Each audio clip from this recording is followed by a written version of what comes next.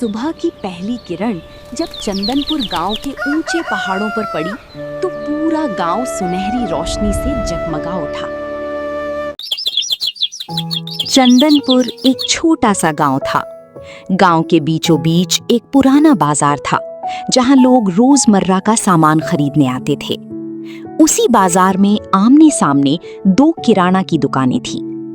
पहली दुकान थी रमेश सेठ की, बड़ी सी दुकान, चमकदार बोर्ड, नई नई शेल्फ और हर वक्त कस्टमर्स की भीड़। दूसरी तरफ थी मोहन की छोटी सी किराना दुकान, पुरानी दीवारें, पुराना काउंटर और खाली पड़ी कुर्सियां। सुबह से शाम हो जाती, लेकिन मोहन की दुकान पर मुश्किल से कुछ ही कस्टमर आते। हर रोज मोहन अपनी दुकान के बाहर खड़ा होकर रमेश की दुकान पर लगी भीड़ देखता और दिल ही दिल में उदास हो जाता। मैं समझ नहीं पा रहा हूँ, मेरे पास भी वही सामान है जो रमेश के पास है। मैं भी मेहनत करता हूँ, फिर मेरे पास कस्टमर क्यों नहीं आते? मोहन जी, हर इंसान का वक्त अलग होता है। शायद भगवान आपकी मेहनत का फल किसी बड़े रूप में देने वाले हैं। सीता, कभी कभी लगता है कि मेरी किस्मत ही खराब है। दिन भर दुकान पर बैठता हूँ और शाम को हिसाब देखता हूँ तो लगता है जैसे पूरा दिन बेकार चला गया। रमेश सेठ गांव का सबसे अमीर दुकानदार माना जाता था। पैसा बढ़ने के साथ साथ उसका घमंड भी बढ़ता जा रहा था। एक दिन बाजार में कई लोग खड़े बातें कर रहे थे। मोहन भी सामान लेने आया हुआ था। रमेश ने मोहन को देखा और मुस्कुराने लगा। अरे मोहन, कैसा चल रहा है व्यापार? बस ऊपर वाले की कृपा है। कृपा? तुम्हारी दुकान पर तो कस्टमर ढूंढने से भी नहीं मिलते। मुझे लगता है तुम्हें दुकान बंद करके कोई और काम कर लेना चाहिए। बाजार के कुछ लोग हंसने लगे मोहन को देख के। रमेश भाई, किसी का मजाक उड़ाना अच्छी बात नहीं होती। मैं मजाक नहीं कर रहा, सच बोल रहा हूँ। देखो मेरी दुकान और देखो अपनी दुकान। समय कभी एक जैसा नहीं रहता। अगर तुम कभी मुझसे ज्यादा अमीर बन गए ना, तो मैं पूरे गांव को दावत दूंगा। मोहन ने कुछ नहीं कहा, वो चुपचाप वहां से चला गया। लेकिन उसके दिल में रमेश की बातें तीर की तरह चुभ गई थीं। कुछ दिनों बाद मॉनसून शुरू हो गया। आसमान पर काले बादल छा गए, तेज हवा चलने लगी और फिर एक शाम इतनी तेज बारिश हुई कि पूरा चंदनपुर पानी से भर गया।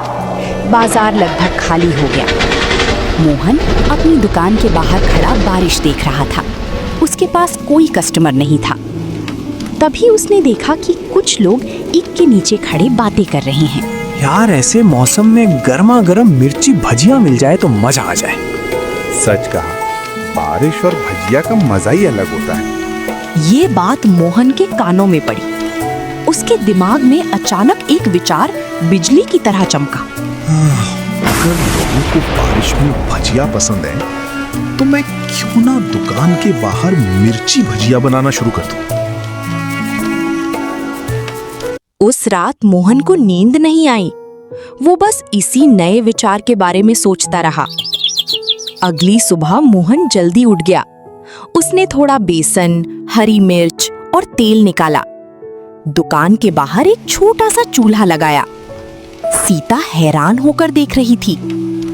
आप सच में ये काम करने वाले हैं? हाँ, अगर पुराने तरीके से सफलता नहीं मिल रही तो कुछ नया करना पड़ेगा। ऊपर वाला करे आपकी मेहनत रंग लाए। थोड़ी देर बाद तेल गरम हुआ।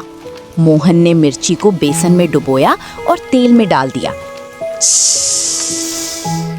भजियों की खुशबू हवा में फैलने लगी। बारिश की ठंडी हवा और गरम भजियों की खुशबू ने कमाल कर दिया। रास्ते से गुजरने वाले लोग रुकने लगे। भाई साहब, एक प्लेट देना, इतनी स्वादिष्ट खुशबू आ रही है। जी जरूर। कस्टमर ने एक टुकड़ा खाया, उसकी आंखें चमक उठी। वाह मोहन भैया, बहुत स्वादिष्ट है। कुछ ही देर में और लोग आने लगे। एक कस्टमर दूसरे को बुला रहा था, दूसरा तीसरे को। पूरे बाजार में मोहन के भजियों की चर्चा होने लगी। मोहन भाई, 2 प्लेट और देना। मेरे लिए 5 प्लेट पैक कर दो। मोहन भाई, मुझे 1 प्लेट मिर्ची भजिए, साथ में 1 किलो चीनी और आधा किलो चाय पत्ती भी दे देना। मोहन समझ गया था, भाजिया लोगों को दुकान तक ला रहे थे और दुकान तक आने वाले लोग किराना का सामान भी खरीद रहे थे। उस दिन मोहन ने जितनी कमाई की, उतनी कमाई वो पहले पूरे हफ्ते में नहीं कर पाता था। बारिश का मौसम पूरे जोर पर था। हर शाम चंदनपुर बाजार में एक ही दुकान के सामने सबसे ज्यादा भीड़ नजर आती थी, मोहन की दुकान। गरम गरम मिर्ची भजिए तलने की आवाज, तेल से उठती भाप और खुशबू पूरे बाजार में फैल जाती थी। जो लोग पहले सिर्फ रमेश सेठ की दुकान पर जाते थे, अब मोहन की दुकान के सामने रुकने लगे थे। कुछ लोग भजिए खाते, कुछ चाय पीते और साथ ही किराना का सामान भी खरीद लेते। दिन ब दिन मोहन की कमाई बढ़ने लगी, लेकिन बाजार की दूसरे कोने में एक आदमी था जो ये सब देखकर अंदर ही अंदर जल रहा था। वो था रमेश सेठ। एक शाम रमेश अपनी दुकान के काउंटर पर बैठा था। पहले जहां उसकी दुकान में भीड़ लगी रहती थी, आज वहां सन्नाटा था। सिर्फ 2 कस्टमर दुकान में खड़े थे और सामने मोहन की दुकान के बाहर लंबी लाइन लगी हुई थी। ये नजारा देखकर रमेश का चेहरा उतर गया। ये कैसे हो सकता है? कल तक जो आदमी 2 ग्राहकों के लिए तरसता था, आज उसकी दुकान के सामने इतनी भीड़ कैसे लग सकती है? सेठ जी, लोग कह रहे हैं मोहन के मिर्ची भजिए बहुत स्वादिष्ट होते हैं। भजिए? सिर्फ भजिए की वजह से मेरी दुकान के कस्टमर कम हो गए? सिर्फ भजिए नहीं सेठ जी, लोग कह रहे हैं मोहन बहुत प्यार से बात करता है। ये बात सुनकर रमेश का चेहरा और भी सख्त हो गया। उसके अंदर जलन की आग और तेज जलने लगी। अगले दिन एक पुराना कस्टमर रमेश की दुकान पर आया। राम प्रसाद जी आजकल दिखाई नहीं देते, कहीं गांव तो नहीं छोड़ दिया आपने? नहीं सेठ जी, बस मोहन की दुकान पे चले जाते हैं। मोहन की दुकान में ऐसा क्या है जो मेरी दुकान में नहीं? राम प्रसाद जी, देखिए सेठ जी, बात सिर्फ सामान की नहीं होती। क्या मतलब? राम प्रसाद जी, मैं कुछ समझा नहीं। मोहन जब भजिया देता है तो लगता है अपना आदमी खिला रहा है, और उसके भजियों का स्वाद भी दिल जीत लेता है। इसीलिए सेठ जी, आजकल सामान मैं वहां से ही ले लेता हूँ। और सेठ जी, मोहन का सामान अच्छा भी है और सस्ता भी है। कस्टमर की बात सुनकर रमेश का खून खौल गया। उसने तुरंत फैसला कर लिया। रमेश की नई योजना। उस रात रमेश ने अपने मुनीम को बुलाया। मुझे मोहन से भी अच्छे भजिए बनाने हैं। लेकिन सेठ जी, आपको भजिया बनाना आता है? नहीं आता तो सीख लेंगे, लेकिन मोहन को सबक सिखा के रहूंगा। उसने मेरा धंधा खराब कर दिया। वो कैसे सेठ जी? आपके दिमाग में कुछ ना कुछ खिचड़ी पक रही है सेठ जी। कल सुबह मैं शहर जा रहा हूँ। शहर से आए बाद तुझे मालूम हो जाएगा क्या खिचड़ी पक रही है। तो बस 2 दिन के लिए अपनी किराना दुकान संभाल लेना। मुझे आने में 2 दिन लग सकते हैं, ठीक है ना?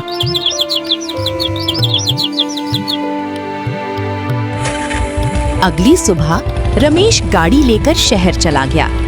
वहां उसने सबसे महंगा बेसन खरीदा, सबसे महंगी मिर्च खरीदी, महंगे मसाले खरीदे और एक बड़ा सा चमकदार स्टॉल भी खरीद लिया।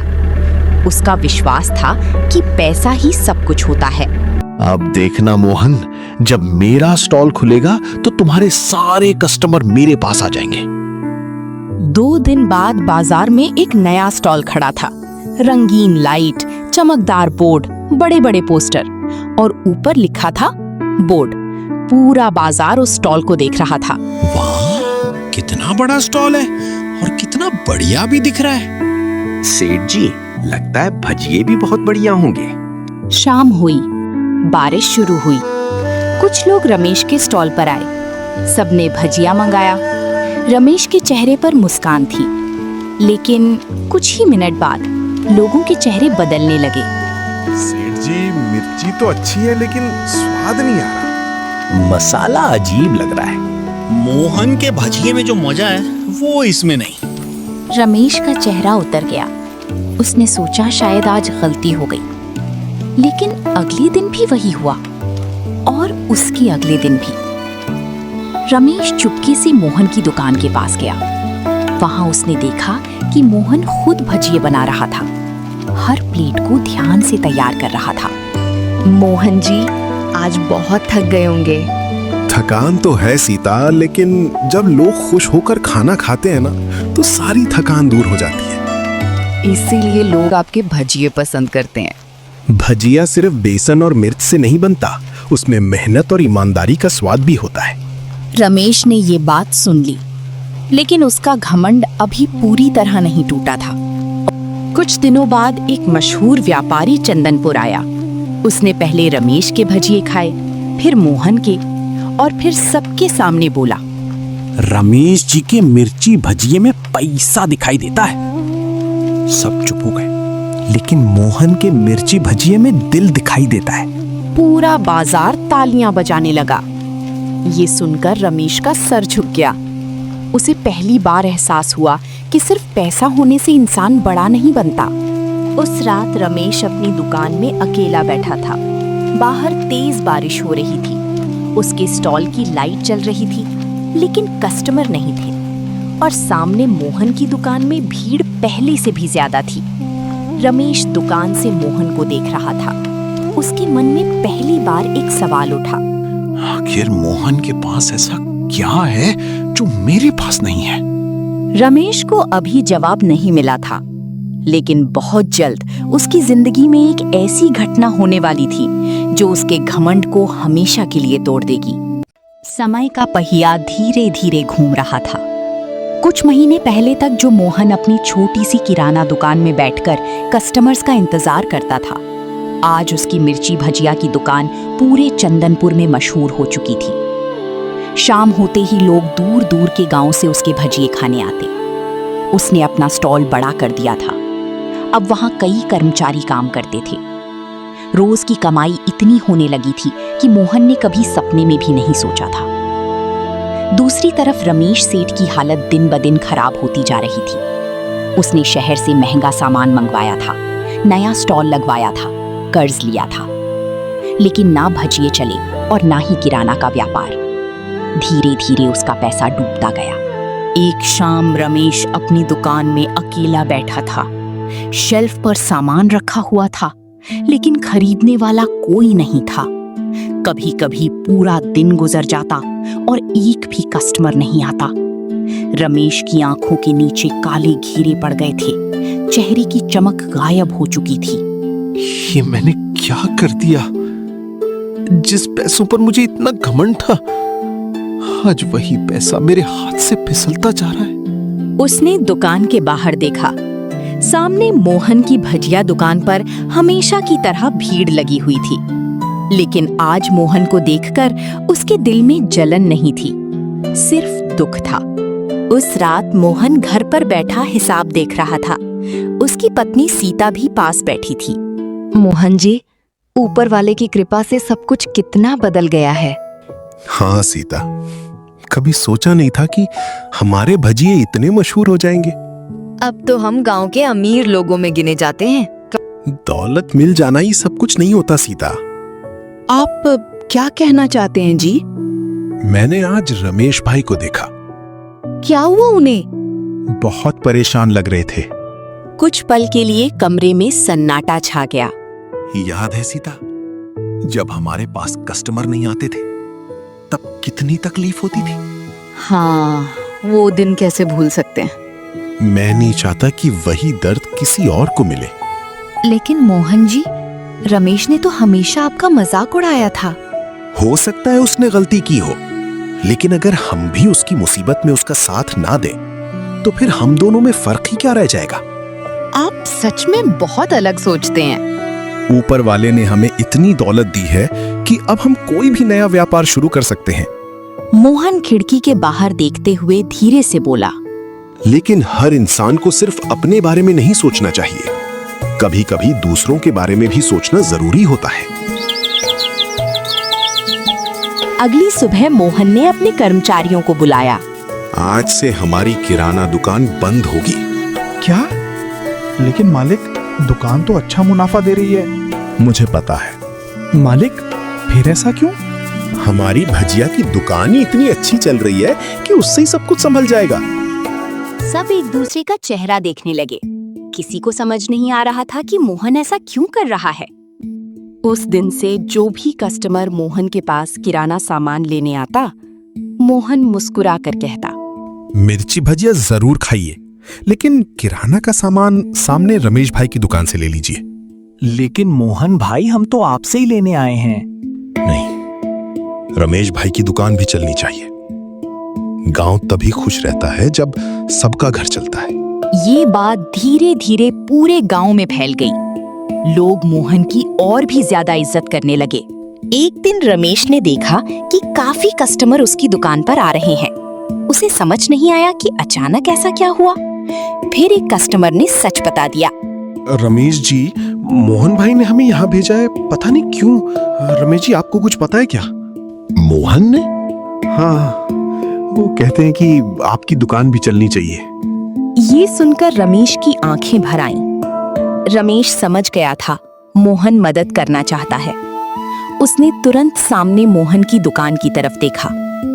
मोहन दूर से मुस्कुराकर कस्टमर्स को भजिए खिला रहा था। उस शाम रमेश खुद मोहन के पास गया। उसकी आंखों में आंसू थे, आवाज भर्रा गई थी।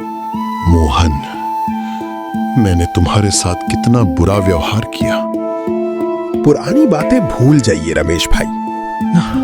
नहीं मोहन, जब तुम्हारे पास कुछ नहीं था तब मैंने तुम्हारा मजाक उड़ाया, और आज जब मेरे पास कुछ नहीं बचा तो तुम मेरा सहारा बन गए। रमेश की आंखों से आंसू गिरने लगे। दिल में अंदर ही अंदर दर्द था। रमेश कल तक जिसको ताने मारता था, आज वही मोहन रमेश के कारोबार को फिर से चलाया। मोहन भाई, मुझे माफ कर दो, मैं खुद से शर्मिंदा हूं। माफी मांगकर मुझे शर्मिंदा मत कीजिए रमेश भाई।